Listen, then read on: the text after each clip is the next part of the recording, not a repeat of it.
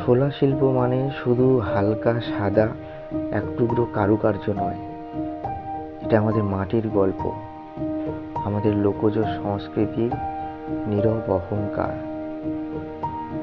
গ্রামের শান্ত জলাজমিতে জন্ম নেওয়া শোলা গাছের ভেতর লুকিয়ে থাকে শিল্পীর স্বপ্ন। সেই স্বপ্নকে হাতে ধরে নিঃশব্দ ধৈর্যে দিনের পর দিন গড়ে তোলেন শোলা শিল্পীরা।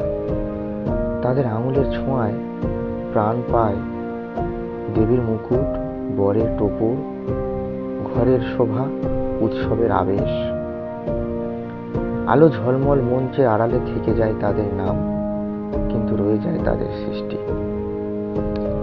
শোলা শিল্প আমাদের শিখিয়ে দেয় সৌন্দর্য সবসময় ভারী নয়, কখনো কখনো তা হালকা, কোমল, অথচ গভীর অর্থে ভরা। এই শিল্পের সঙ্গে মানুষকে পরিচয় করানো মানে শুধু একটু কারুকার্য নয়, এর সঙ্গে পরিচয় করানো মানে একটি প্রজন্মের পর প্রজন্ম বয়ে আনা শ্রম, ভালোবাসা আর আত্মসম্মানের গল্প শোনানো। যে শিল্প আজও টিকে আছে নিঃশব্দ সংগ্রামে, অবহেলাকে উপেক্ষা করে।